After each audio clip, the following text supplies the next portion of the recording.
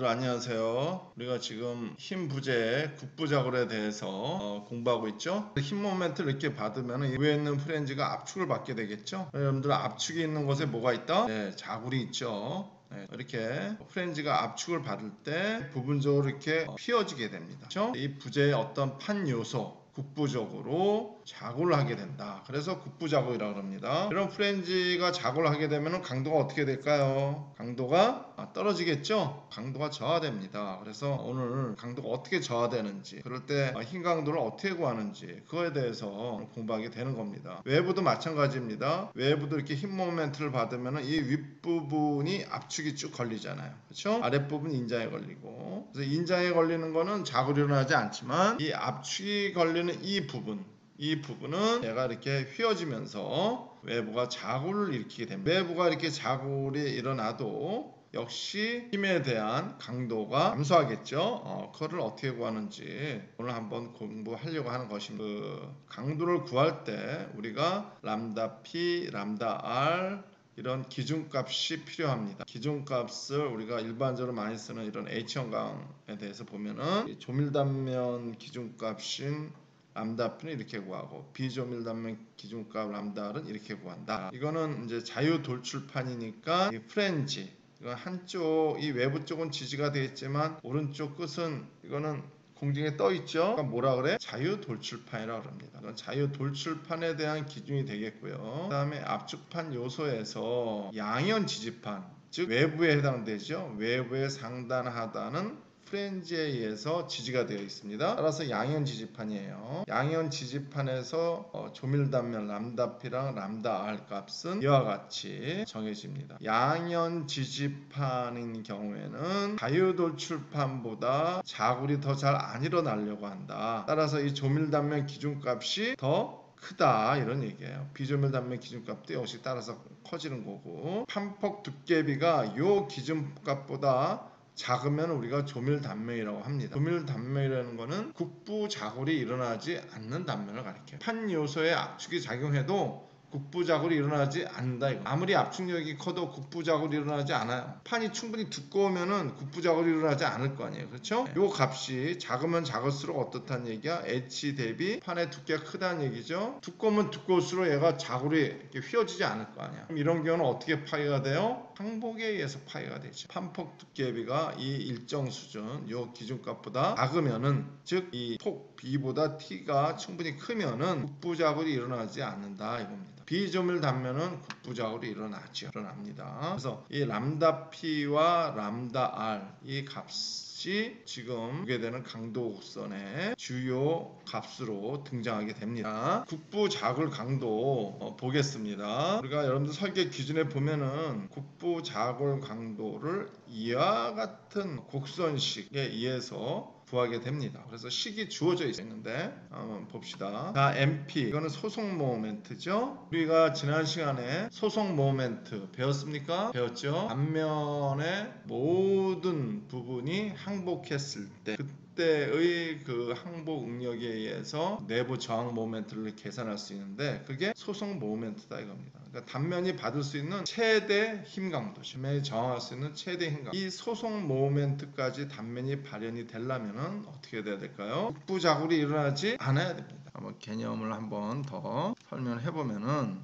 H형광 그리면 이렇게 그릴 수 있잖아요. 그럼 얘를 옆에서 보면 어떻게 생겼어요? 이렇게 생겼죠. 그러면은 길이 방향으로 이렇게 이게 뭐예요? 응력이 발생하는데 항복 응력이다. 밑에도 항복 응력, 항복 응력의 크기입니다. 이렇게 된다는 거예요. 그럼 부재의 단면의 전체가 항복됐다는 얘기입니다. 그래서 이거를 단면 항복 상태. 그런데 만약에 이 프렌즈가 이게 충분히 두껍지 않은 경우에는 어떻게 될까요? 두껍지 않으면은 이 항복 응력에 도달하기 전에 얘가 이렇게 자굴이 일어난다. 따라서 이렇게 자굴이 일어나면은 소성 모멘트 MP까지 힘 강도가 발현이 되지 못합니다. 힘 강도가 떨어져요. 어떻게 떨어지냐? 이 곡선을 따라서 이렇게 떨어지는 겁니다. 그래서 람다라고 돼 있는데 이게 뭡니까? BF의 ETF로 나눈 거예요. 프렌즈 폭을 BF라고 하고 나누기 2 하면은 여기 센터에서 또 여기까지 길이죠. 아까 표에서는 이게 B라고 돼 있잖아, 그렇죠?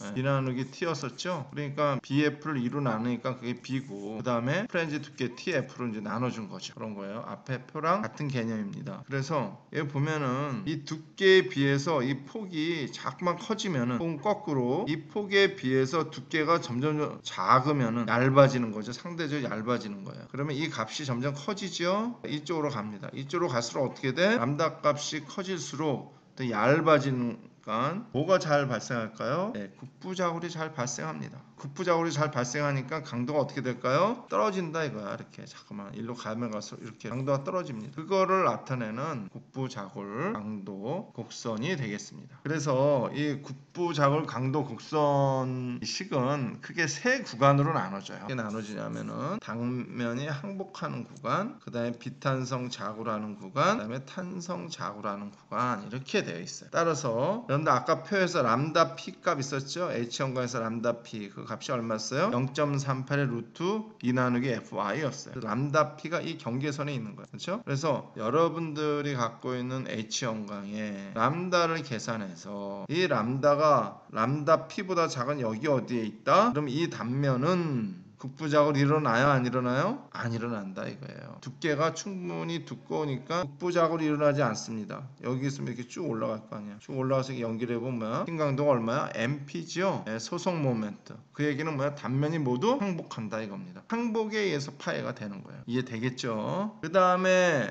요 구간이 있습니다. 여기서 보면은 람다 P는 요 값이고 람다 R이 아까 그 표에서 있었어요. 람다를 1.0의 루트 2 나누기 F와 이렇게 됩니다. 이 람다는 뭐냐? 비탄성 자골과 탄성 자골을 나누는 경계값입니다. 자, 아까 표에서 여러분들 람다 P 알았잖아. 그렇죠? 람다 R도 알았습니다. 여러분들 계산한 람다 값이 요 사이에 어디 있다? 그럼 얘는 비탄성 자골에 의해서 파괴된다 이런 얘기입니다. 비탄성 국부자골 그래서 파괴된다 이겁니다. 그래서 왜 이런 비탄성 자굴이 발생하느냐? 여러분들 압축 부재에서도 왜 비탄성 자굴이 발생하는지에 대해서 설명 들었죠. 압축 부재에서는 왜 비탄성 자굴이 발생한다 그랬어요? 잔류응력 때문에 비탄성 자굴이 발생한다 그랬어요. 잔류응력 그려보면 이렇게 되지 않습니까? 양 사이드가 압축 잔류응력, 가운데가 인장 잔류응력. 그럼 압축 잔류응력의 크기가 0.3 FY입니다. 그러면은 힘 모멘트를 받으면은 어떻게 됩니까? 위에는 압축력이 발생하고 마이너스 그렇죠? 밑에는 인자응력이 발생하겠죠? 플러스. 그러면은 여기 발생한 압축력이랑 기존에 하중을 가기 전에 이미 H형광의 제작 과정에서 발생되어 있는 이 잔류응력이랑 합하는 거죠. 합하면 얘가 어떻게 되겠는가 하면은 뭐 이런 식으로 된다 이거. 이 상대적인 크기에 따라서 뭐 모양이 달라지겠지만 이런 형태로 된다 이겁니다. 근데 이렇게 보니까 이게 항복응력의 크기다. 그러면 우리가 항복응력보다 커질 수는 없죠. 자, 그러면은 항복력을 초과하는 부분은 얘가 옆에 있는 단면이 이렇게 응력을 받게 돼요. 이런 식으로 이렇게 된다 이거. 여기 이쪽으로 초과한 부분이 여기로 옮겨간 겁니다. 이렇게 옮겨간 거야. 이렇게 된다 이거예요. 그럼 이 단면을 보면은 여기서 여기까지는 이거는 항복했어요. 여기는 항복. 여기서 이렇게 보면은 여기도 항복. 이 가운데 부분은 항복하지 않았죠. 왜냐? 항복 응력이 못 미치잖아. 여기 응력이 못 미치니까 항복하지 않았습니다. 따라서 양쪽 끝 요거는 항복 상태고 이 가운데는 탄성 상태 항복이 아닌 탄성 상태에서 얘가 자굴을 일으키는 거예요. 그래서 단면 전체적으로 보면은 완전 항복한 것도 아니고 완전 탄성도 아닌 부분적으로 항복에 들어간 상태 그걸 우리가 비탄성이라고 합니다. 비탄성 상태에서 자굴이 일어났다 이런 얘기예요. 이거를 탄성 자굴이다. 그 다음에 이쪽 제 오른쪽에 탄성 자굴 구간인데 얘는 잔류응력은 이렇게 그대로 존재하죠. 이게 워낙 얇아서 이 값이 크다는 얘기는 뭐야? T가 얇다는 얘기죠. 워낙 얇아서 응력을 조금만 받아도 얘가 자굴을 일으켜버리는 거예요. 그래서 예를 들어서 아까 비탄성 자굴은 응력을 이만큼 받았다고 생각하면 응력을 요만큼만 받아도 자굴을 일으키게 됩니다. 그래서 요거 두 개를 합해서 한번 옆에다 그려보면은 뭐 이런 식으로 된다는 얘기예요. 근데 FI가 얼마냐? 이렇게 커. 이 잔류 응력이랑 하중에 의해서 발생한 응력이랑 합쳐서 이렇게 그려봤는데 그게 응력의 최대치가 항복 응력보다 작은 상태에서 자골이 일어난다 이거예요. 그럼 모두 단면이 어떤 상태예요? 단면 모두 탄성 상태죠. 탄성 상태에서 자골이 일어났다 이겁니다. 그래서 탄성 자골이. 자, 이런 류의 설명을 압축 부재에서 했었죠. 압축 부재에서 했었습니다. 유사합니다. 유사해요. 단지 압축 부재는 이 단면 전체가 압축을 받는 건데 힘을 받을 때는 이 위에는 압축을 받고 밑에는 인장을, 이게 좀 다르죠? 인장을 받는 쪽에서는 별 문제가 없는데 이 압축을 받는 데에서 비탄성 자구라는 그러한 요인이 발생하게 된다 이겁니다. 자, 개념적으로는 그래요. 그러면 여러분들이 뭘 보면 되겠어요? 그러면은 여기서 람다 P, 람다 R 이거는 앞에 표에서 다 계산했어요. 그렇죠? 그 다음에 MP 어떻게 계산하는지 여러분들 지난 시간에 다 계산했죠. 단면에 주어지면 MP 계산할 수 있죠. 그럼 이제 뭘 알면 되겠어? MR만 알면은 우리가 여기 사이에 있는 값 구할 수 있을 거예요. 그렇죠? 이값 알고 이값 알고 이값 알고 이값 알면은 이 사이 값 구할 수 있습니까? 이게 어떤 값이다 그러면은 이렇게 갖고 이거 구할 수 있죠. 직선 보관법이라 그러죠. 따라서 MR을 우리가 알아야 되는데 MR은 그 특성이 뭐야? 비탄성 자굴과 탄성 자굴의 그 경계에 있는 거죠. 람다 R. 그 경계를 지어주는 값입니다. 비탄성 자굴과 탄성 자굴의 경계값이다. 그래서 여기서 이런 말을 썼는데 탄성 한계 모멘트다 이런 말을 썼어요. 즉 이것보다 조금 커지면 MR보다 조금 크면은 얘가 비탄성 상태로 넘어가는 거. MR보다 조금 작아지면 뭐야? 탄성 상태가 되는 거죠. 그 경계값이에요. 탄성 한계 그 모멘트. 이거를 어떻게 정할 수 있냐 하면은 FY에서 FR을 뺍니다.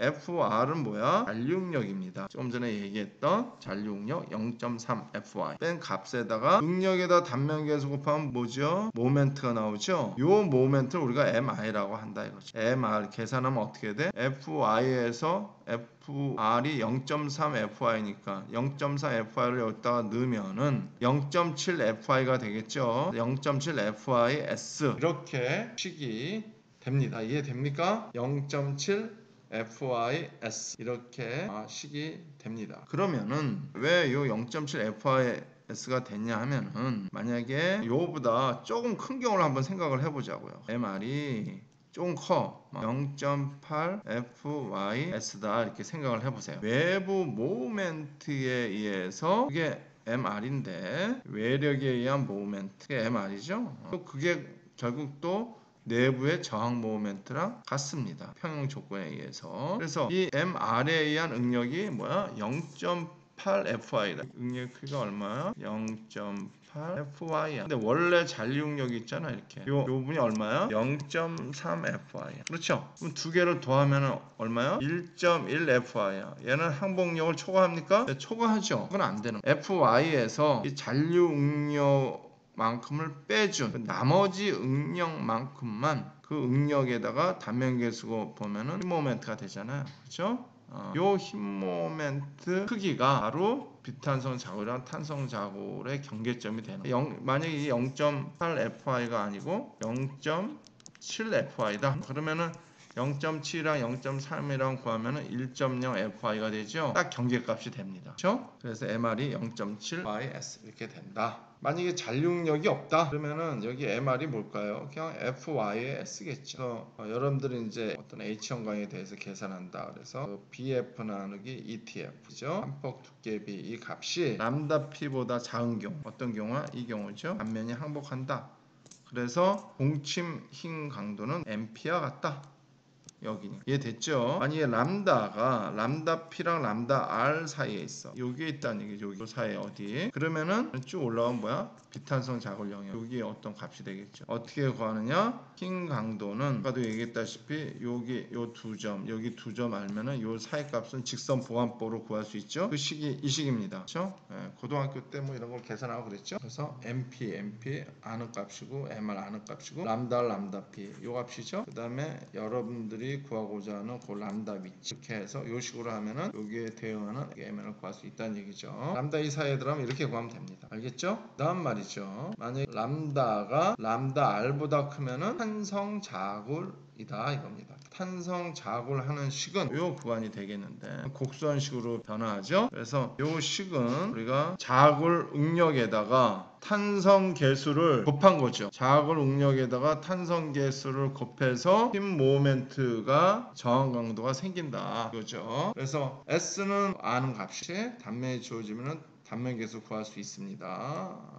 지난 시간에도 했죠. FCR이 어떻게 주어지느냐? 이런 설계식에서 이와 같이 이렇게 주어집니다. 그래서 FCR은 이렇게 구할 수 있다. 이 유도 과정은 여러분들이 대학원에서 배우게 됩니다. 여러분들은 그냥 판에 탄성 자골식이 이런 식이 있구나. 그냥 그렇게 알면 되겠어요. 여러분들이 뭐 유도할 건 아니고. 그 다음에 보면은 여기서 퍼슨 레이쇼 0.3을 넣고 파이는 뭐 3.14 뭐 이런 거니까 이거 넣어서 숫자 다 계산해 보면 그게 0.9가 돼요. E 그대로 있죠. KC 그대로 왔고요. T분의 B 이게 람다잖아. 람다의 제곱이니까 이렇게 식 간략화됩니다. 그래서 이 KC는 이렇게 계산되는 거예요. 루트 H 외부의 높이죠. 나누기 TW 외부의 두께분의 4 이거 계산해서 이 값이 단 0.35보다 크고 0.76보다 작다. 이거를 계산해 봤더니 뭐 0.8이 나왔다. 그럼 얼마 써라? 0.76 써라. 0.2가 나왔다. 얼마 써? 0.3. 0.4가 나왔어. 그러면 0.4 그대로 쓰면 되는 거죠. 여기에다가 넣어서 여러분들이 계산을 하면은 탄성 자골 강도를 구할 수 있습니다. 자, 이해되겠죠? 지금 좀 전에 한 거는 이 프렌지에 대해서 했으면은 이제는 뭐에 대해서 하느냐? 외부에 대해서 한번 보도록 하겠습니다. 자, 외부의 국부자골 강도식도 이 그림 자체는 뭐랑 비슷해요? 앞에 프렌지의 국부자골 강도식이랑 강도 형태가 비슷하죠. 그렇죠? 특히 단면 항복, 비탄성 자골, 탄성 자골 형태가 같죠? 람다 P, 람다 R 이것도 그대로 오죠. 그대로인데 이 값은 뭐야? 무슨 지지판? 외부니까 이 판에 대해서 하는 거예요. 이 판의 국부자 양이온 지지판이죠. 위아래 그래서 람다 P와 람다 R이 있고요. 양이온 지지판에 람다 P와 람다 R을 그냥 쓰면 되겠죠. 그리고 람다는 여기 높이에 대한 이 두께죠. 여기서 보면은 MPR의 비탄성 자골과 탄성 자골을 나누는 이 경계값이 뭐야? MY죠? MY입니다. 아까 프렌지일 경우에는 뭐였었죠? MR이었었죠. 그죠? MR이 얼마야? 0.7 FYS 이렇게 됐었죠? 프렌지 국부자광도 이렇게 됐어. 외부에서는 얼마 써? 그냥 MY를 쓴다 이거야. MY는 뭡니까? FY의 S죠? 항복 모멘트 이렇게 했어. 그럼 왜 프렌지일 경우에는 MR을 쓰고 왜 외부일 경우는 MY를 쓰냐? 이거 좀 궁금하지 않아요? 네. 왜 그러냐 하면은 아까 우리가 잔류력 그러면 이렇게 되죠? 압축, 인자 여기 뭐 똑같이 대칭이고 외부에는 작지만 플러스 잔류력이 있습니다. 따라서 힘 모멘트를 이렇게 받잖아요. 지금 외부에 대한 국부자골이잖아요. 힘 모멘트를 이렇게 받으면은 국부자골이 일어나는 거는 어느 때 일어난다? 압축일 때 일어나죠. 따라서 인장이 있으면은 국부자골이 잘 안 일어나려고 그러겠죠. 요만큼 크기만큼 안 일어나려고 그래. 근데 우리가 안전을 위해서 인장이 있지만 인장 요만큼 있는 걸 무시하자 이거야. 무시하면은 외부가 항복하려고 그럴 때는 여기는 잔류력을 무시해 버렸으니까 외부가 있으면 외부에 상단이 항복, 하단이 항복력 이런 상태가 되면은 얘가 비탄성 자골 하냐 탄성 자골 하냐 이 경계선 단면이 모두 탄성 상태에서 자골 하냐 또 혹은 일부 항복 상태에서 자골 하는지 나타내는 이게 딱 경계점이잖아요. FY 경계점이 된다 이거야. 요보다 약간 작으면 탄성 상태고 요보다 약간 크면 비탄성 자골 상태가 되니까 요 경계점이 되죠. 그러면 FY 이런 상태니까 외부에 대해서는 이 경계값이 뭐야? 그냥 MY가 되겠다 이거지. FY 곱하기 S 이렇게 해가지고 그래서 MY가 나온 거예요. 프렌지일 경우에는 압축 잔류력 영향을 미치기 때문에 이 경계값이 압축 잔류력만큼만 뺀 0.7 FYS인 반면에 외부인 경우에는 양의 잔류력 즉 인장 잔류력이 약간 있는데 그걸 그냥 안전축으로 무시하면은 결국은 외부가 이렇게 항복했을 때 이게 이제 경계값 된다는 얘기에서 비탄성 자골과 탄성 자골의 경계값이 외부에서는 MY가 된다. 나머지는 프렌지랑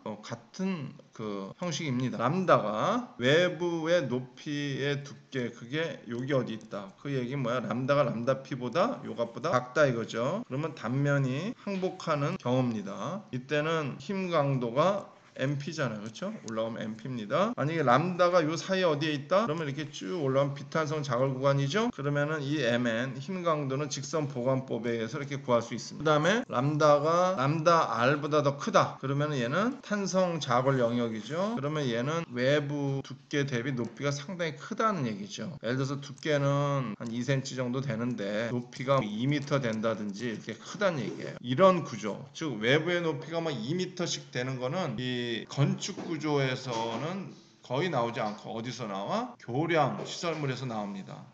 교량 시설물에서 나오기 때문에 이거는 우리가 2학기 때 합성구조 설계 거기에서 이제 배우게 됩니다. 그래서 2m 높은 경우, 즉 람다가 이 H가 매우 큰 경우는 거기서 배우게 됩니다. 1학기 때는 우리가 다루지 않습니다. 이렇게 해서 국부자굴에 대해서 공부를 다 했습니다. 프렌지 국부자굴과 외부 국부자굴이 발생할 때 힘 강도를 어떻게 구하는지에 대해서 공부를 했습니다. 자, 마치기로 하겠습니다. 수고 많았습니다.